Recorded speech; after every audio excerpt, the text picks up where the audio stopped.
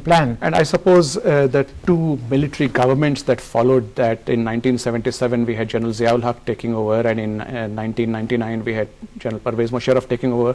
They sort of upset the apple cart, not only of democracy but of joint operations. Moeed Yusuf, you made a very interesting comment to the AP on the day we went to Khairpur Tamewali, and your words, I quote, "It is meant to signal internally that we are back to where we belong." And you also said, for the world, it signals that India remains the principal concern. Would you like to elaborate? Yeah, I mean, I'd mentioned earlier that I see two signals, one to the West and one to India. There is a third dimension, I think, which may not have been thought of when this exercise was planned or when it was taking place. But given the timing of this exercise, I think there is an internal signal here to the people of Pakistan, which is that this politicized army under General Musharraf, which was delegitimized, which wasn't as popular as the army has been in this country, is now back to where it belongs, which is to plan for wars, to figure out its war fighting capability, to see where the threats are coming from, back to the barracks, if you will, in terms of their mindset. Even if they are politically important, the effort is to pull the army back in the direction where it needs to be. And I think this is a very important signal, especially because the army had a legitimacy issue in the last days of General Musharraf.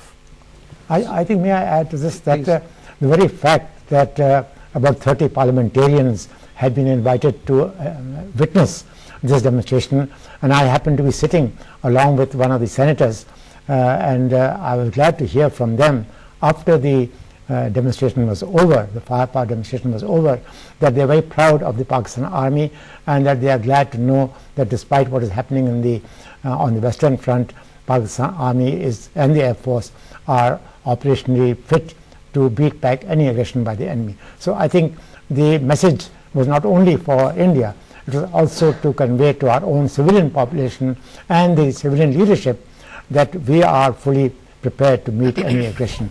And this was acknowledged by the parliamentarians who were sitting with me in this demonstration. In fact, talking about this civil-military relationship, since you are a political scientist, Moeed Yusuf, you will also bear me out, and all three of us were witness to this, that there was a visible display of the correct protocol. The Prime Minister was there, the Chief of Army Staff was there, the Chairman Joint Chief was there, all the three services chiefs were there, the former chiefs were there, the parliamentarians were there, and the correct protocol was being followed, and everybody permeated a sense of where Pakistan Army belongs. More importantly, that the civil-military relations are not only intact, but it is to be respected.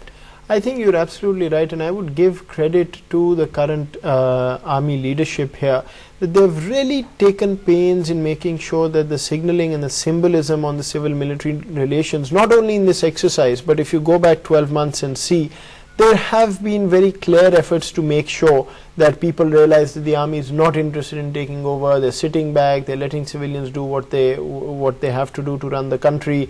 And even small things, the Prime Minister comes, how is he received, what happens, these things, in unfortunately given Pakistan's history, do matter, and people do realize. So I think you must give credit both to the civilians and to the military that they're finding the new equilibrium, and this is certainly a better equilibrium than we had in the past 8 years when there was military rule in this country. Let's come to this particular integrated firepower display, sir. What were your feelings? Was it of pride? Was it of satisfaction? What message did this particular display give, sir? Well, I am a gunner myself, and I have taken part in many of these firepower demonstrations where the artillery has been required to fire onto designated targets. And I was very impressed by the firepower of the gunners of the artillery. It's not easy to fire accurately onto a target, especially in this desert area where there's a lot of dust and heat, and the meteorological conditions keep changing very often, and therefore it requires expertise, it requires professionalism to be able to engage a target so far away. So therefore I was very impressed by the artillery that they were firing on the targets. In addition, of course, there was the Air Force, and you are from the Air Force yourself, you would know that flying at that speed through all the dust and heat to be able to identify a target correctly and fire on it and achieve a direct hit is not that easy. And I think the Air Force pilots we must appreciate their efficiency, that they were able to hit these targets accurately every time they came. The same goes for the air defense, where the shoulder-fired ANZA locally made anti-aircraft weapon system. It was quite effective. As we saw, it was able to hit that small flare, and the aircraft is much bigger element, and if they can hit a small flare, I'm sure they can hit an aircraft as well. So I think the demonstration definitely gave us made us feel proud of the artillery, of the air defense, of the Air Force, and in fact of the armed forces as well. I'm sure also of the armor. Of the and armor the as well. mechanized infantry. Yes, sure. Your thoughts, because you look at things from a political, scientific angle. No, I mean, you know, tactically, I think it's fairly impressive. There's no doubt about that. One saw what was going on there. There is definitely an evolution and, you know, the growth in the capabilities. The only question that remains as a political scientist really is the question of timing again. And I think there'll be many in the world who would be asking that the message is clear, the signal is clear, but was this the time to give this signal? I mean, is the signal that we are fully confident that the Taliban problem is under control and thus we are worrying about this? Or is the signal that because our paradigm remains India, Taliban still remain a secondary problem, which I think even many Pakistanis would be not so comfortable with. So I think that's an unresolved issue here. Tactically, there is no question. I mean, there are not many I've ever seen who say that Pakistan Army is not professional in that sense. But is it really a question of, you know, when the briefing took place, for instance, before this display of firepower, I remember a number of questions were raised by journalists asking what is here which tells us that we are prepared for low intensity conflict or to fight terrorism, and the answer was this is not meant for that, this is meant for India. So that hanging question probably remains for many. You see, would you like to add to this? Yeah, I would say that we don't have to emphasize too much about the question of sending a message to India.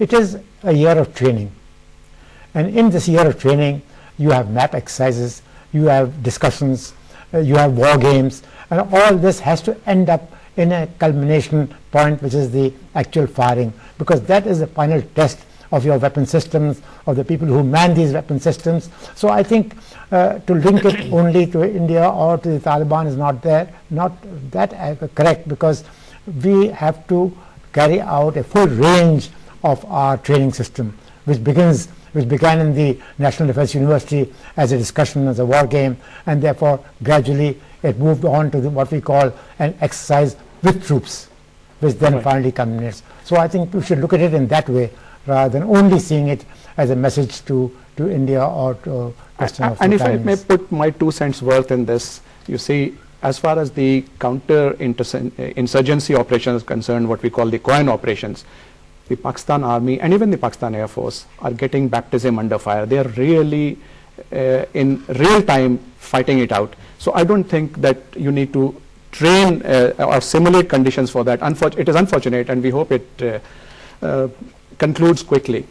Except that in the high mark exercise, if you were there, I suppose you were not there, they took us for a firepower display, and they gave us a very graphic detail of how to take out a insurgent village from where, you know, operations were going on. And again, it was a combined operations. The Army SSG, the Air Force, the 2 services combined. They took over that particular cutaway. There was a village. They attacked it, and they managed to subdue it, and they were rescued back by air. I think you're right. What I was pointing to is not that there should be an exercise to take care of that, or not this exercise. I mean, all of that is correct.